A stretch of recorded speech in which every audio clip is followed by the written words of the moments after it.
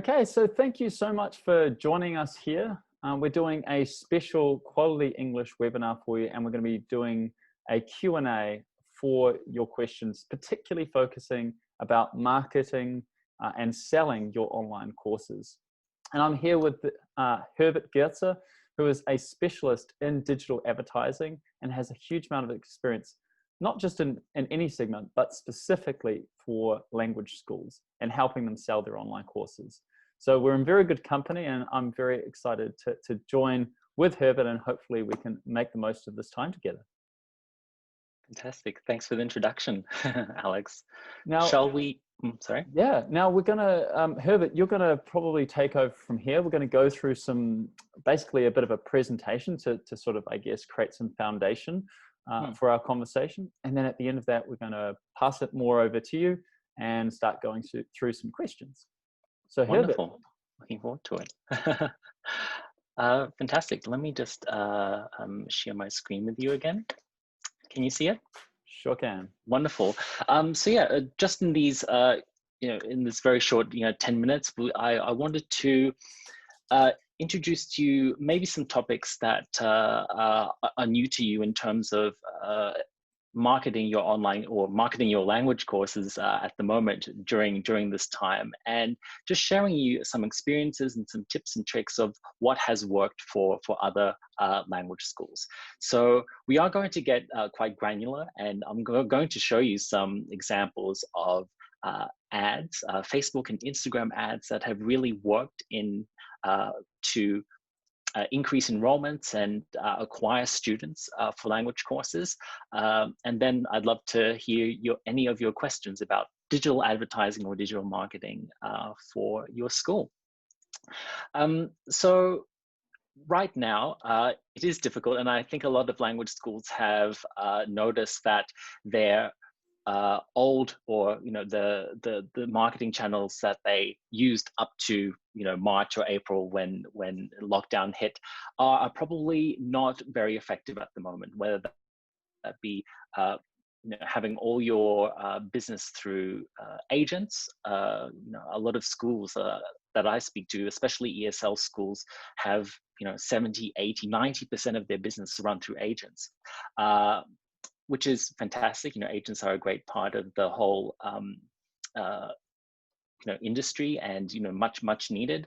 But I think schools are realizing that they can really take a bit more control in terms of their recruitment by doing their own marketing. And it's about reaching your audience where they are spending most of their time, and most of their time is being spent online, whether that be on the internet or through social media.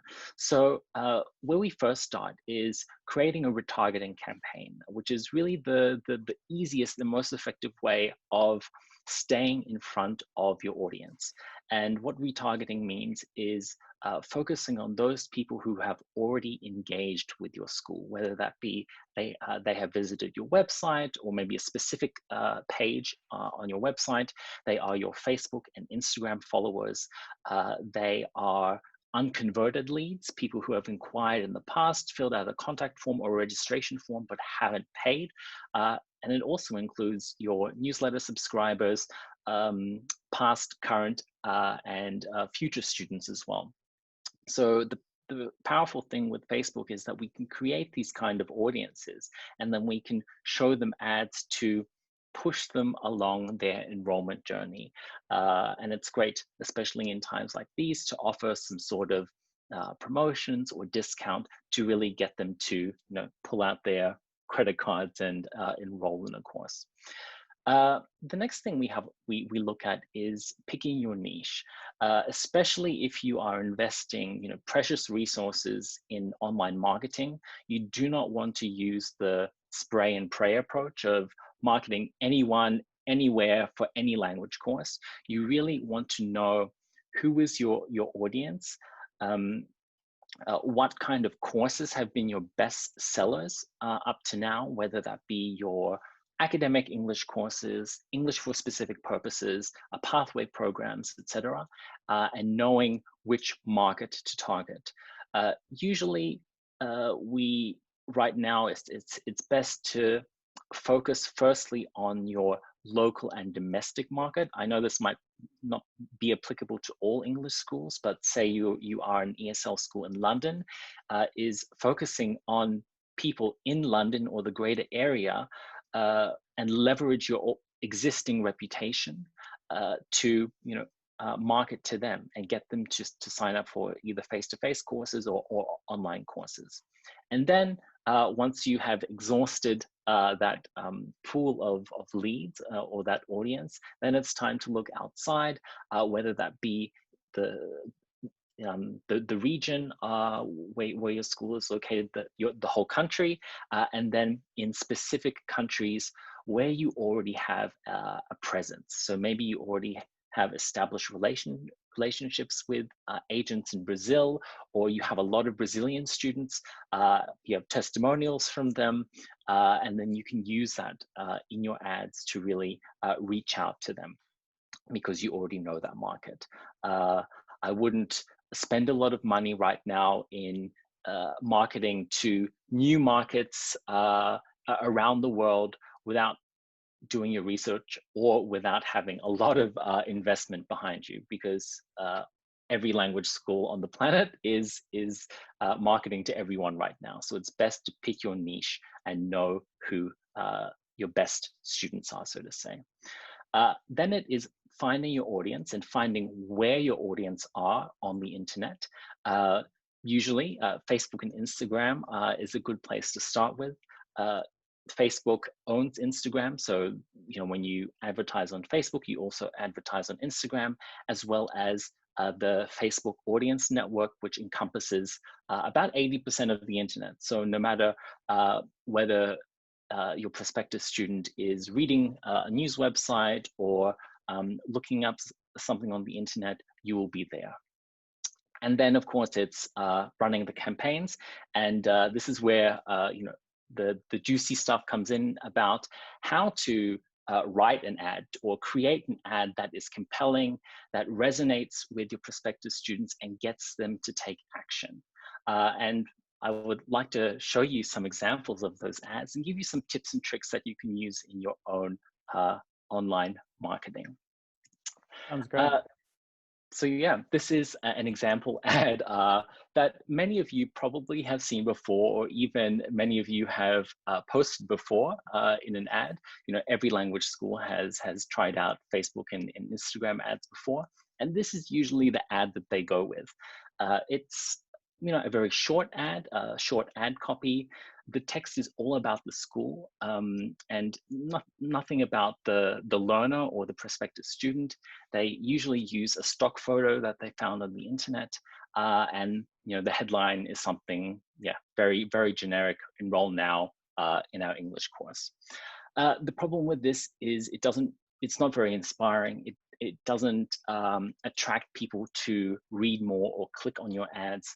And so when language schools post these kinds of ads, they might get some clicks in the first couple of days, but then they see that drops off and they don't get any conversions. And then they decide that Facebook ads is a waste of time and doesn't work for their language school. So let me give you some tips that I like to use in my ads for other language schools. Always use a hook or an attention-grabbing headline, whether that be asking someone a question. Do you want to improve your English? Are you struggling with improving your English? Things like that are very good at calling people out and talking about their problems, learning problems and desires. Then something that might sound counterintuitive is using long ad copy or long paragraphs of text in the ad, because we want to tell a story, and that kind of narrative has been really effective in getting people to engage with your ad, whether that be to comment, to click, to visit your website, and to inquire about your courses. So telling a story is a very powerful way, especially in the form of student testimonials. whether it be written or video testimonials. Definitely present the benefits and solutions that your school provides and your USP, your unique selling propositions, to differentiate yourself from other language schools, using short, simple words and one specific call to action. I mentioned that a lot of language schools use stock photos, and that's one of my pet peeves. And if you take away anything from today, is never use stock photos. People can smell an ad from a mile away, and then they continue to scroll, and then you just wasted an impression or money by them scrolling past your ad. You know, we're advertising on people-to-people platforms, social media platforms. Your photo or your video needs to look organic. It needs to look like something that their friend would have posted themselves. So photos of real students, either in the classroom or outside doing extracurricular activities, exploring the city, photos of your teachers, happy smiling faces. These are the types of photos that get clicks and get people to interact. Also, another thing with the photos is to have nothing in the photo or on the photo, no text, no logo, nothing. Again, it sounds counterintuitive, but I guarantee you that just by using authentic photos, your performance with your ads will increase dramatically. That's a great tip there, Herbert. And I think we've definitely seen it on our side in terms of what really makes something unique. You know, providing that authenticity is something that only you as schools can do. Exactly. And if you're, you might be asking, okay, how about my online courses? You know, people aren't outside, they're not you know, in groups enjoying activities, but you can also use photos to market your online classes, whether that be a photo of a student on a laptop, you know, participating in online class, or your teachers teaching the classes. Screenshots like this of just our Zoom class or webinar, so to say, work very well, as well as videos of online classes to show how teachers interact with students. People can see the students are having a good time and laughing and learning something. Yeah, and it's about selling your online course. So if you put a stock photo, I mean, look, if that's all you can do, well, actually, there shouldn't really be a need to use stock photos at all, like particularly online. Like if you're selling an online course, then don't sell a generic other person's course. You're selling your school, your experience with your content. And I think students will really want to make sure that their expectations are met. So even from a customer satisfaction point of view, when you're setting the expectation that, hey, this is the way that we deliver our classes, I think that's only going to put students in a better position to recommend you later as their expectations are also met. Absolutely. Yeah, there should be no excuses for not having authentic photos and videos. Some of the best photos and videos I have used are just with a smartphone. So people taking selfies or videos of themselves, a student testimonial is perfect. It looks real and it doesn't look professionally made and you know, somewhat fake. So I'd like to show you some examples of this. Here is one for an ESL school in the States. As you can see, quite a long block of text here, but we're really capturing the audience's attention. You know, the first sentence, "We don't blame you." You know, what does that have to do with learning English? But we're telling a story, why they should learn English. You know, what are they experiencing in Los Angeles, and getting them really to take action by highlighting the benefits and having one call to action. Yeah, compelling headline. And of course, an authentic photo of some students in Chinatown, which looks great. This is a video ad for a Spanish school. As I was saying before, testimonials really are the best way of portraying you know, your school's USP and the benefits and why people should choose your school over another school.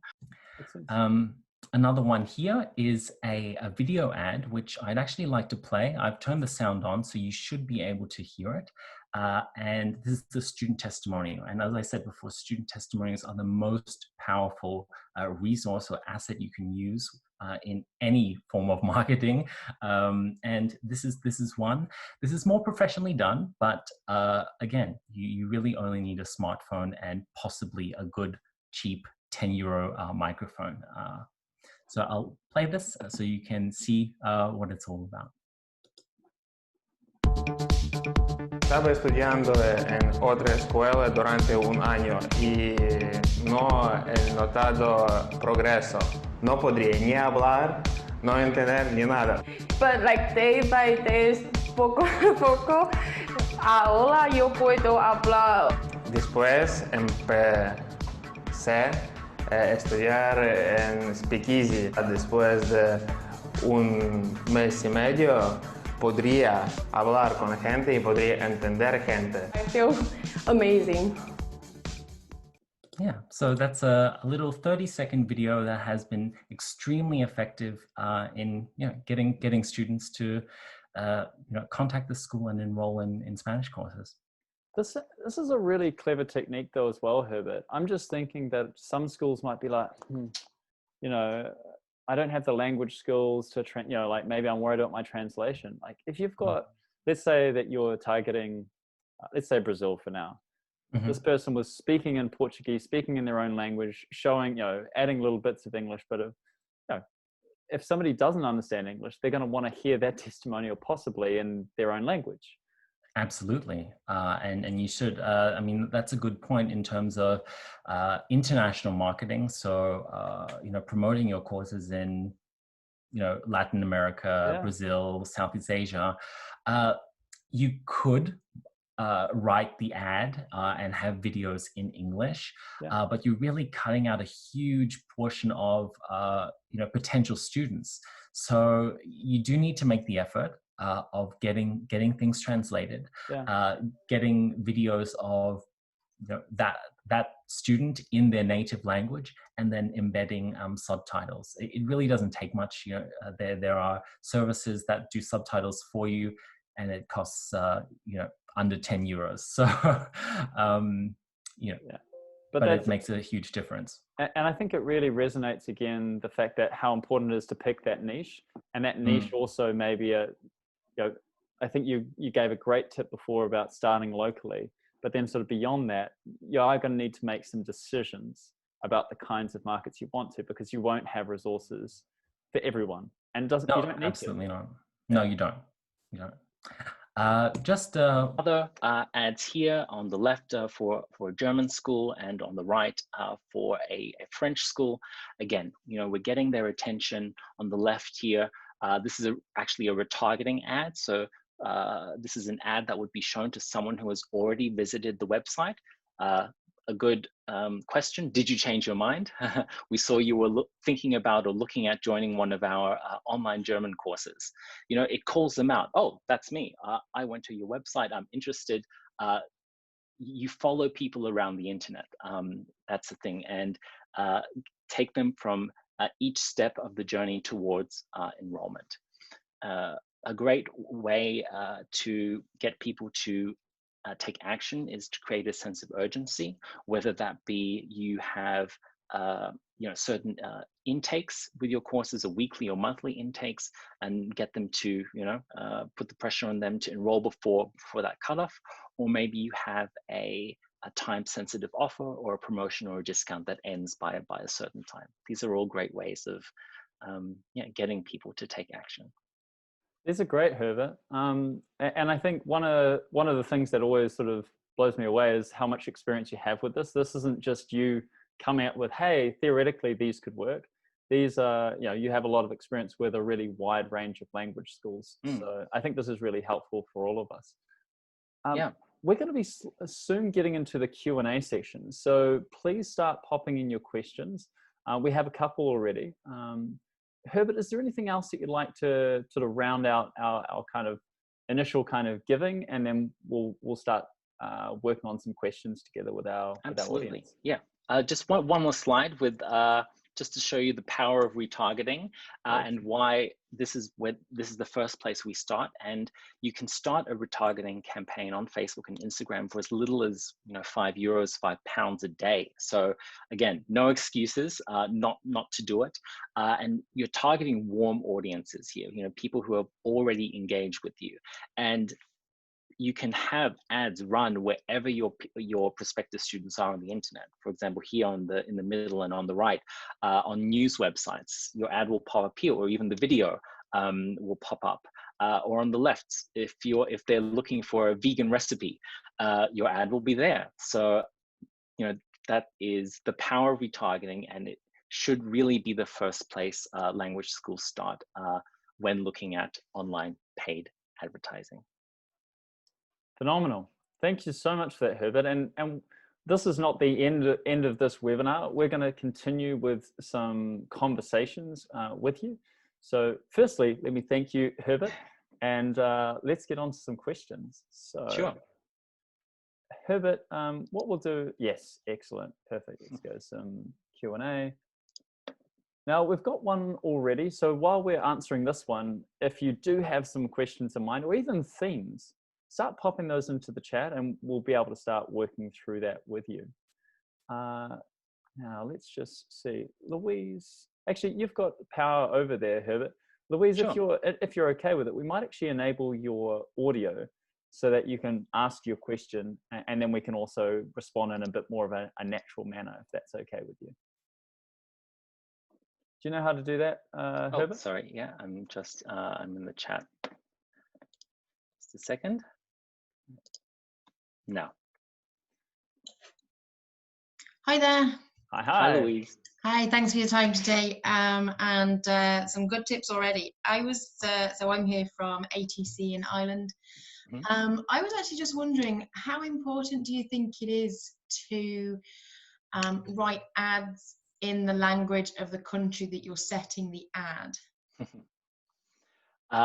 Good question, and it is very important. I know that it might be a lot of work. For example, if you're targeting Latin America or Brazil, which a lot of ESL schools do, you're going to be hard pressed to run those ads in English and then direct them to an English website. So a quick fix for that, I mean, you'd have to translate the ads into Portuguese or Spanish, or in your target language. That shouldn't really take a lot of time. However, then it is the question of where are you sending these people to? A lot of larger language schools have their website already translated into other languages. If you don't, then you could think about creating a landing page. So really an add-on to your current website, and it's just a one-pager, just of the offer that you had in the ad, or maybe even just an overview of the types of courses that you offer, and then a contact form embedded into that landing page. And then you would have to have that landing page translated into all of the languages that you're targeting. Thank you. You're very welcome. Excellent. So does anyone have any other questions? Otherwise, I'm also going to, I know that we've sort of had a few in advance.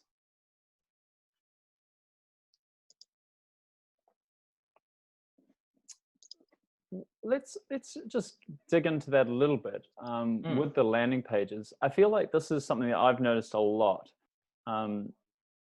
Because people have used their websites as really large sort of extendable brochures for a long time, that has made them probably less ideal for when they're actually receiving direct traffic. How can people use landing pages as a way of providing it, as you kind of mentioned, like a one-stop shop where somebody can see what's on offer, see what's involved, and then be able to make a purchase decision? And also the fact that that might only be one page means it's not such a big effort to do that sort of translation for that particular page. What are your recommendations on this, Herbert? Absolutely. So yeah, the problem is usually language schools direct people, when they're running ads, they direct people to their homepage. And then it's kind of like a free-for-all. Then it's up to the user, the prospective student, to decide what they want to look at on the homepage, and it can get confusing. That's where users drop off and leave the website because they're not getting the information they want immediately. They have to go searching and finding. And then a lot of language schools have a course page, and then they list the different courses, and they have a separate price page and a separate extracurricular activities page. And so people aren't getting all of the information they need on one page. And so that is the purpose of a landing page, is to have a very compact kind of offer, or an abbreviation, so to say, of your homepage, all smacked into one good-looking page where it has very clearly states who you are, what your school is, what you offer, the prices, testimonials, any videos you have, activities, accommodation, everything on one page, and then a contact us for more, button or a form. Would you, just in terms of some practical tips on setting up that landing page? I mean, one is you can, of course, get a professional to help you with this. Do you have any recommendations in terms of people using their own, maybe they've got the ability to create their own web pages inside, which is great on one side, but that'll also be under their own domain. So we'll still have all of their navigation possibly in the top. And some of the navigation I've seen on a lot of online school websites is very large. So they might have, I mean, I've seen 10, 15 different navigation points at the very top, which can distract a user from following through with the page and just completing that. But then there's also software like, say, Lead Pages and those sorts of options that are also fairly inexpensive and can really help people experiment. So do you have an idea of, if people were doing it themselves before they maybe reach out for a professional to help them, what would you suggest them to look at? Definitely. I mean, you already mentioned one of the services, Lead Pages, fantastic, as well as ClickFunnels. Both can be integrated into your, website and domain, so it looks like people are going to your website. It just has a little extension on it, and it's super easy to set up. They're both very user-friendly, inexpensive, so you don't need to reach out to your web developer and get something made in the space of a month and it costs $1,000. No, you can get it done in a day for 50 pounds. So it's just a matter of knowing where to look and then getting accustomed to how everything works. But again, you're basically choosing the best of from your current website, putting it in the landing page for one cohesive, well-rounded offer that you're promoting. Yeah, I guess that also comes into investment, right? So if let's say you don't make any investment in a landing page, and it is just a web page as part of your website, there's that trade-off, right? So you're not paying maybe to invest in getting that landing page, but then also you're having to spend a lot more money because a far fewer number of visitors are going to convert on a page that's full of distractions.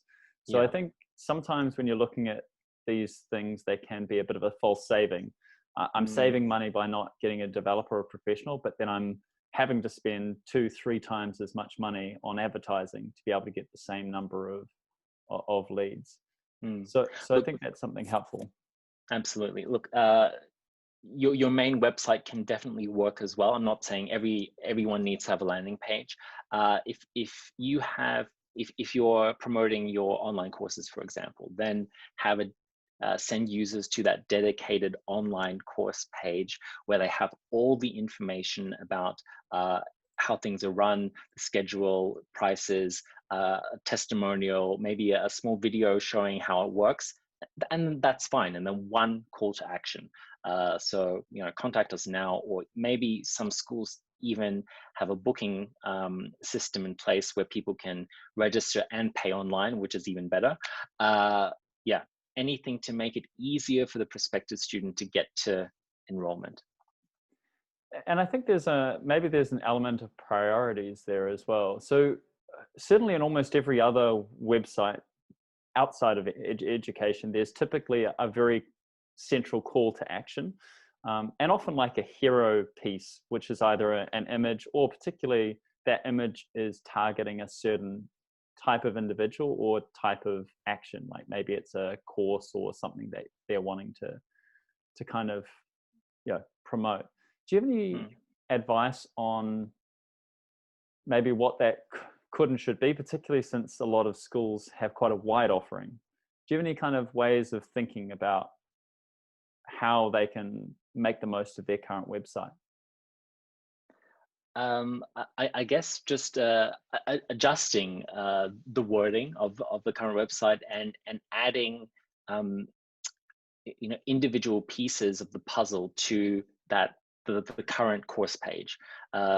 If you have a separate price list, then try and integrate that section of the price list into that course page, so that people don't have to click off to find out about the price, or find out how to register, or find out how to book accommodation and activities. So that is usually the quickest fix, because most schools have access to the back end of their website and can drag and drop blocks into the pages.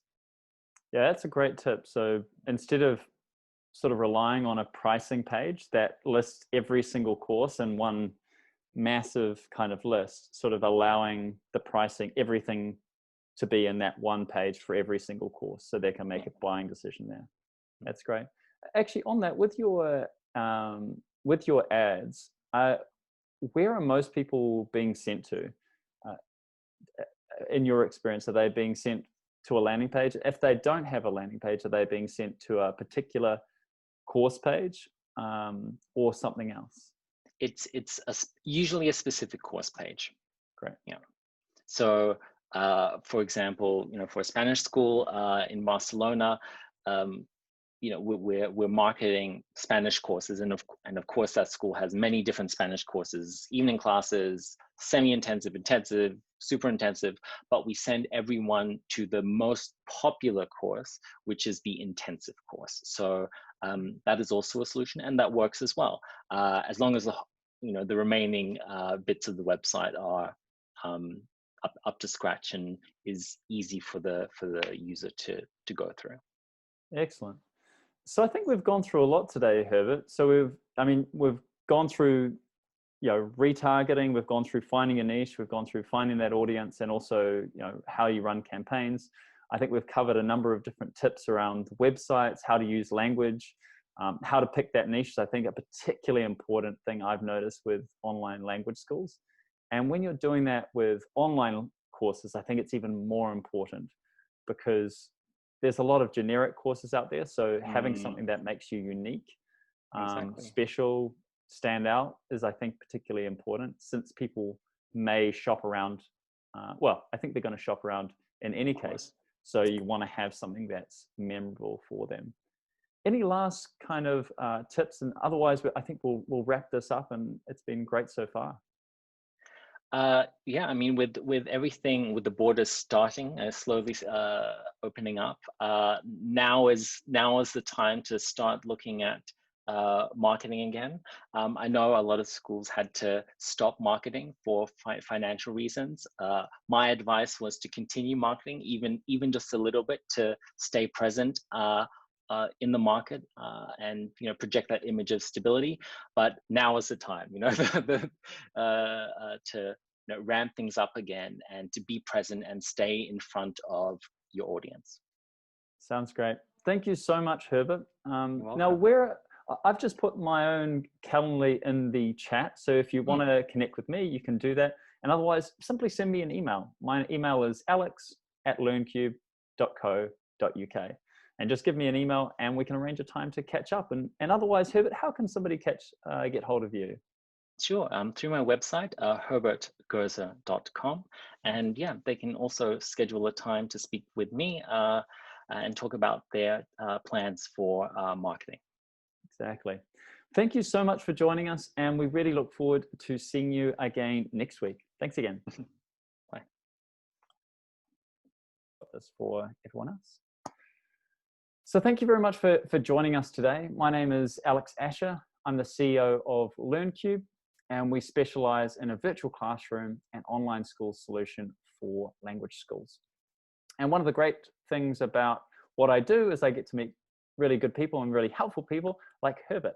And Herbert is actually a specialist in digital advertising, and not for just any industry, but particularly specializing in physical language schools and helping them make the best of not only their in-person, but also their online language courses. So we are in very good company here, and we're going to learn a lot. So thank you very much for joining us today, Herbert. Yeah, excellent. Now we do have you on mute, unfortunately. So no, that was just me. Can you hear me? I sure can. Excellent. Okay. Thanks for the introduction, Alex. Thank you. So Herbert, we're going to start off with a bit of a presentation, go through some slides. And then from there, we really want to leave enough time at the end of this for your questions. Now, if you don't have questions, please just start writing in the chat some topic areas that we can cover. In the end, you've given us your time, and hopefully we've given you ours, and we'd love to spend that time with you on the things that matter most to you. So please pop that in now. But in the meantime, Herbert, let's get cracking with a presentation for these the Quality English members that we have with us. Absolutely. Thanks, Alex. Yes, we did want to. I did want to just go through some strategies with you today, and also some tips and tricks, actionable tips that you can use with your own online advertising. From experience of how language schools are handling online marketing at the moment and promoting their online courses. So we'll want to have a look at a more high-level strategy, as well as some actionable tips that you can implement today. So when it comes to really navigating the current landscape, most English schools have transitioned online. They have these brand new online language courses, but they're having a bit of trouble promoting them or finding ways to get their courses in front of the right audience, in front of prospective students. They've realized that a lot of their old channels probably aren't working as they would like to. A lot of ESL schools especially rely on agents as part of their business.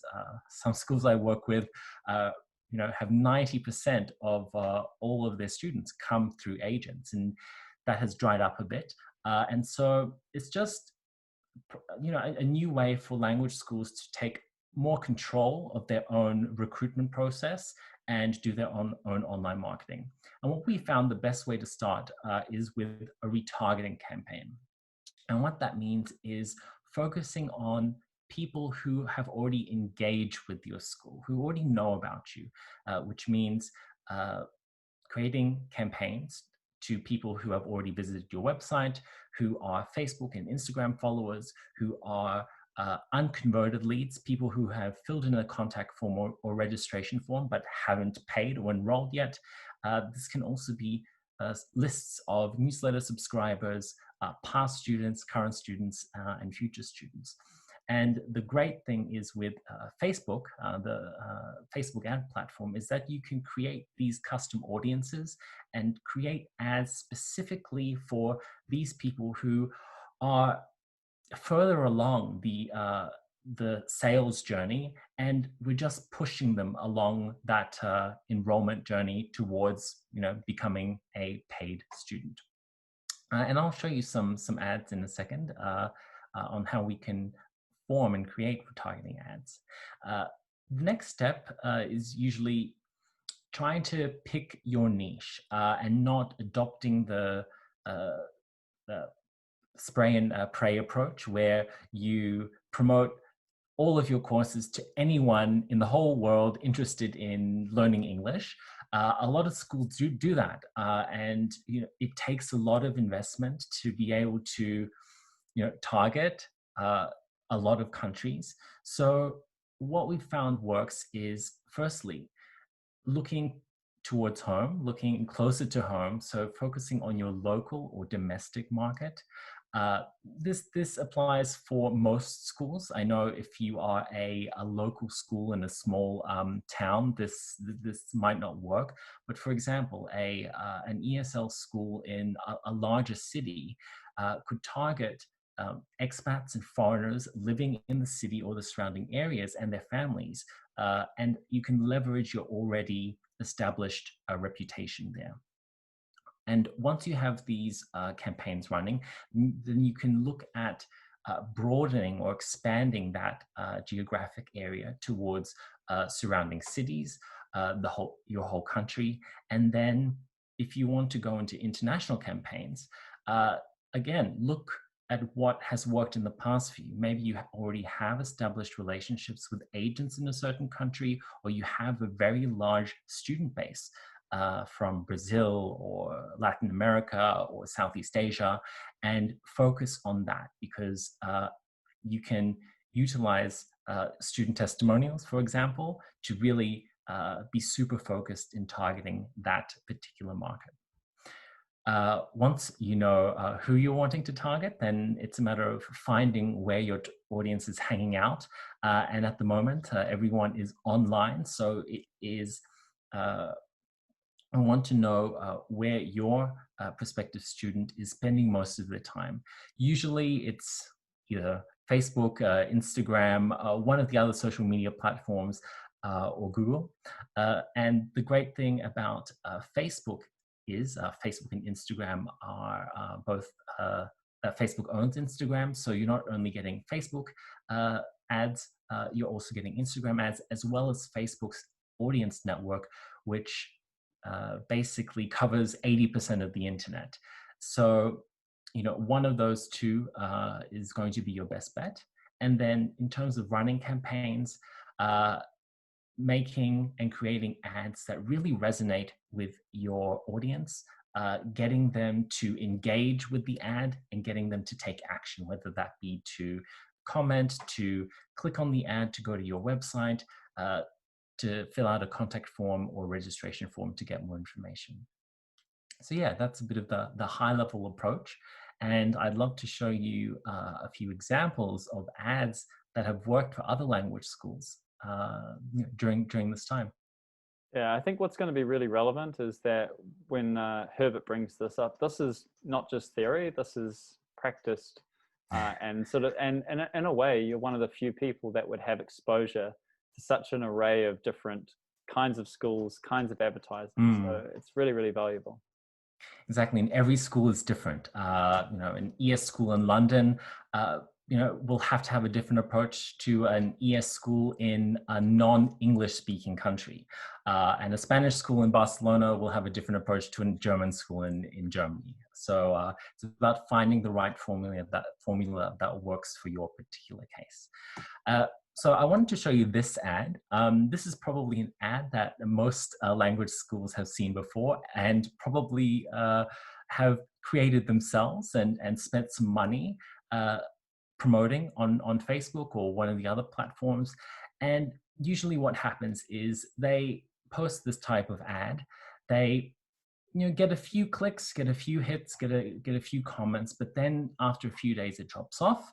Their marketing team or the language school owner decides, oh, that was a waste of money. Facebook ads don't work for our school. And then, they put that in the too hard basket. But the thing is, with this type of ad, it's not very compelling. It doesn't capture my interest. The text in the ad is very short, and it's all about the school and not about the prospective student. One of the biggest mistakes a lot of marketers do is to use stock photos instead of real photos of students and teachers and your school. And yeah, the headline is a little uninspiring. So here are a few tips on how to pimp up your ads, so to say. The first is to use some sort of a hook, whether that be in your ad copy or to have a headline that really grabs their attention. Usually we do this by calling the prospective student out, whether it be calling them out on their problem. Hey, do you want to improve your English? Do you work and live in the UK and need to refine your business English, for example? And then something that sounds counterintuitive is to write long copies, so longer blocks of text that tell a story, that has a bit of a narrative, because you really want to pull people in and get them to stop scrolling. And in order for that to happen, of course, you need a good headline and a good image, but you also need copy or text that really resonates with them and tells a story from their perspective. And here we are making it about them. We are presenting the benefits that our language school have, our USPs, using short and simple words and getting them to take action, whether that be to click, fill out a contact form, etc. When it comes to the photos and videos that you use for your ads, student testimonials always work best. There's really no better asset than student testimonials, whether written or ideally in video form. Photos should always be of real students, as I mentioned before, or your teachers. The best photos that perform are students in an outside setting, so doing extracurricular activities, whether that be sightseeing or they're on the beach or they're having fun, having dinner. Those photos work really well and is probably the easiest way to improve the performance of your ads. And what we also don't use in our photos is we don't use any text, no logos on the photos. Keep it plain and simple because at the end of the day, these social media platforms are person-to-person platforms. And so people want to see photos of other people, real people, of their friends. So your ad kind of needs to disguise as an organic post from one of their friends. And we do that by using real photos of people and also videos that aren't too professionally edited and photoshopped. Authentic is great. And there should be no excuse. Again, you don't need an expensive camera. You don't need expensive video equipment. The best photos and videos are done with a smartphone, selfies, or a video testimonial just with the phone in your hand. Yeah, even just on top of that, Herbert, with online teaching, this is going to be something that we're still going to be able to sell and are able to sell right now. Tell us, how would you consider that for either video or imagery? Like, how should we think about promoting what sort of unique experience the school might be offering online?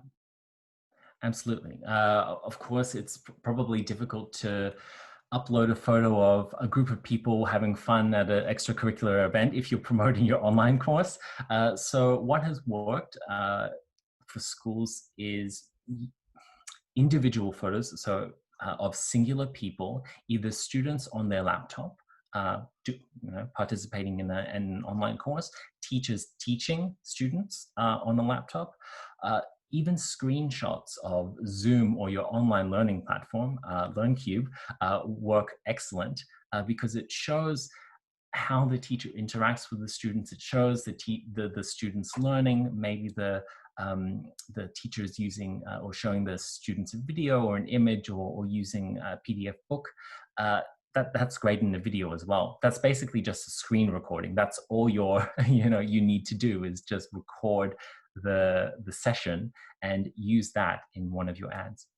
Yeah, and that's why they need to be authentic. You might be thinking, oh yeah, everyone's doing that same thing. Yeah, if you're doing a stock photo, then yes, they look exactly the same.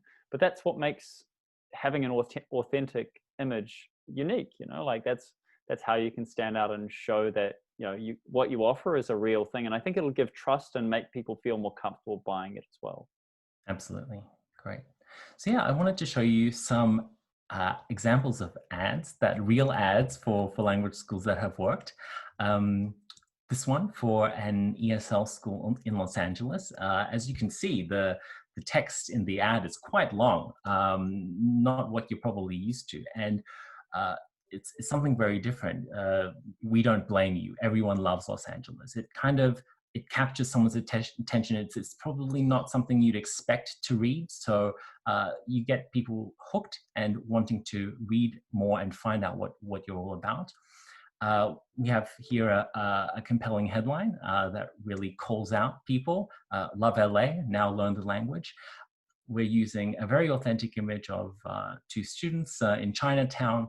So yeah, this is the type of ad that really works and gets people to engage with your school. How can we approach students online to be part of a video testimonial whilst ensuring their content is suitable and of quality?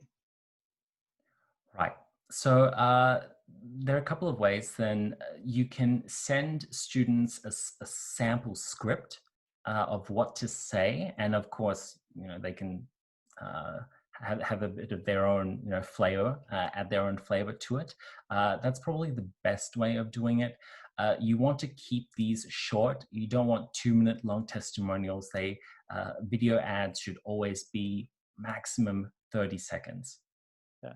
One of the other ways that you can do this is, at least when I've tried to orchestrate testimonials, is people can feel quite static, and if they're reading off a script, that may not work. So yeah, I think it's a really good point, Herbert, but also acknowledging that some people it's brilliant for, because that's how they feel comfortable, and some people it'll take all of the energy out of what they're saying.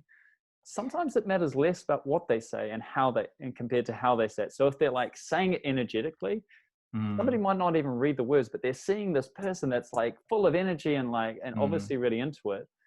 That can probably help a lot as well.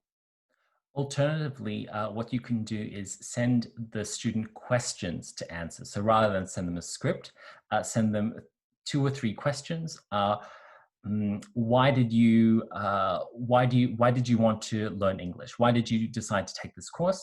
Why did you decide to choose ABC school, our school, and what was your experience like? And then the student has, free reign in terms of what they say. One last tip on testimonials, because I think it's so important, is you can just have simple questions that elicit the kind of response that you're hoping somebody to talk about. So what were you doing before you came to our school? So then you've got the problem. When you came to our school, what did you notice? And really you see when you say it, just say, hey, look, when you say the answer, maybe just sort of repeat the question as I've kind of said. So before I came here, I was doing this. Now that I'm here, I'm doing X, Y, and Z. And it just will probably make it it'll fit nicely, and it'll feel more natural, rather than it being cut with, say, questions, which can really make it feel then too polished and therefore less authentic. So there are a couple of strategies, I think. Definitely. Now we've got some other great questions. Actually, I think I know that you've got a particular opinion on this and with experience, but which platforms have you found to be the best sort of cost what's the most valuable platforms in terms of, I guess you'd call it either ROI or value for money? Right. Bit of a tricky question, because it really depends on your school. If you're in the B2C segment, again, it also depends what your target audience is. If you're only into targeting under 18s or the adult ESL people, if you're in B2B, then they're completely different. I would say for the most part, B2C, you can reach your audience via Facebook ads and Instagram. Even if people don't have a Facebook account these days, because a lot of people don't, you can still reach them through the Facebook's audience network, as well as Instagram. Google is great. The only problem with Google is that the advantage of Google is you get people with a high intent. You know, people are actually searching for a solution, but that's only 2 to 3% of the market that are actually typing in learn English in London. The rest are not actively searching and might need some inspiration. So that is why Facebook and Instagram can be so effective, because you can really develop and create that inspiration for the course, and you can show it in a much more effective way through long ad copy and photos and videos, which you can't really do on Google. You know, you get a couple of lines of text and that's it. And it's much more expensive. Yeah. We'll have a couple more questions coming through, I'm sure. Do you have any thoughts on how people might think about their websites? Because I know that a lot of people have invested either a lot of money or a lot of time, or they feel it's maybe in the too hard basket to change, or there's a nervousness to change. Are there ways that they can think about creating landing pages that are lower risk or less involvement? Do you have any kind of thoughts on that, Herbert? Sure. I mean, the easiest way is to adapt your current website and make a few tweaks and changes. When someone clicks, goes off, clicks an ad and goes to your website, you want to make it a very user-friendly journey. So you want to have all the information on one page that they need in order to make an informed decision. And a lot of language schools have a great website, but everything is segmented in different areas. So firstly, the student has to choose a course from 20 courses. Then they have to click to another window for prices, and then accommodation and extracurricular activities and so forth. So just keep in mind, when you're sending someone to your website, make sure you have a dedicated landing page that has all the information on one page. If you cannot make the changes, or if it's too difficult to make on your current website, then an alternative is to create a landing page with an external provider like Lead Pages or ClickFunnels. You don't need a degree in web development to do it, and you don't have to hire a web developer. That costs €1,000 and takes a month. You can do it basically in a couple of days and take the best bits of your website and then put it into this one pager, so to say.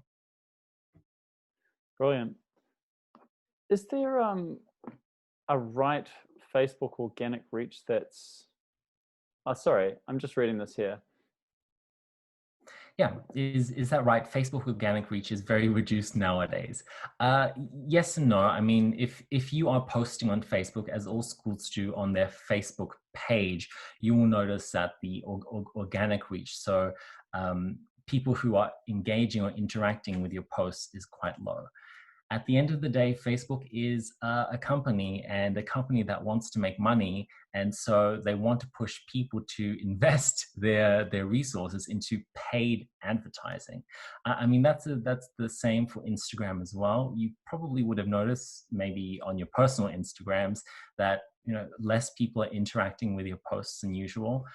Yeah, that's the thing. So really, in order to get in front of your audience, you're going to have to spend a little bit of money on paid advertising. But the great thing is, you can start with retargeting, and you're already targeting warm audiences, people who already know you, and you can start retargeting campaigns for as little as £5 a day, €5 a day. So there should be no excuse. There's a budget for that. Great. So how long would you recommend videos on Facebook? I think you kind of mentioned 30 seconds for a testimonial. Yeah. How good is our attention span these days, Herbert? It's low. It's super low, and people aren't going to watch a 5-minute promotional video on your online courses. That they just aren't. They will drop off after maybe 30 seconds. Usually it's less.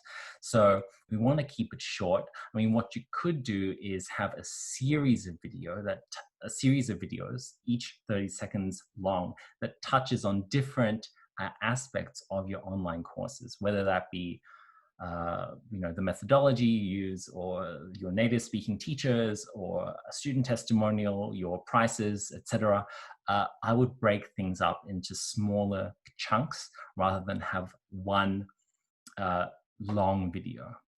Yeah, and also you'll want to have that hook very early on. So Absolutely.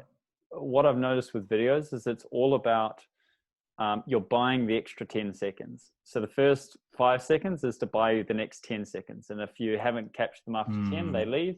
And if you're lucky, then they stay for 30. And hopefully by that stage, if you've got more to tell, please do. But it's really going to be the people that have lasted that distance. So thinking about that and almost milestones that, hey, I need to get across this in order to keep their attention to be able to explain the next point. Absolutely. Great. So we're going to be coming up to the end of our time together. We want to respect your time, but of course, we're actually going to stay here for as long as you have, questions that are relevant to you and are going to help other physical schools or even online schools to be able to do a better job. So we've talked through the top of the funnel. I'm just going to kind of reiterate what we've already talked about while we bring in some last questions. And if we don't get any further questions, then we can just wrap this up on time. But we've really gone through, I think, first of all, thank you again for that, Herbert. We really went through those different key strategies. You talked about remarketing, about picking that niche, finding that audience and campaigns. We also, I think, went through maybe some bad examples, maybe what not to do, which I think is really helpful because it can, particularly if somebody's coming new into this. And to be fair, a lot of schools are very new to online teaching, online advertising. So if we can help you get over some of those early mistakes by you not having to do them, then brilliant. You've showed us some really good examples of what that looks like, particularly with your own experience. And I think we've been able to get through a couple more extra questions.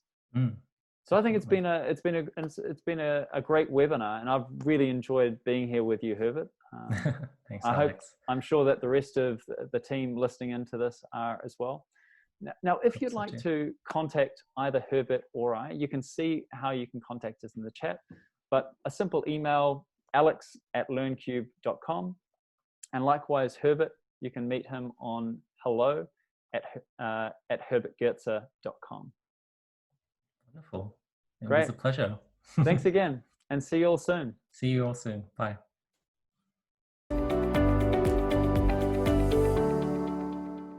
So one thing I did want to mention is that LearnCube is providing a special deal for Quality English members. Now, LearnCube specializes in a virtual classroom made specifically for language teaching.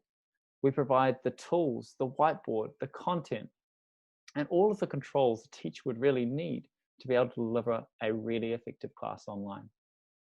We also offer our online school, which is more for physical schools wanting to transition online, and it manages everything from scheduling, class credits, user management, managing teachers, and certainly centralizing your content.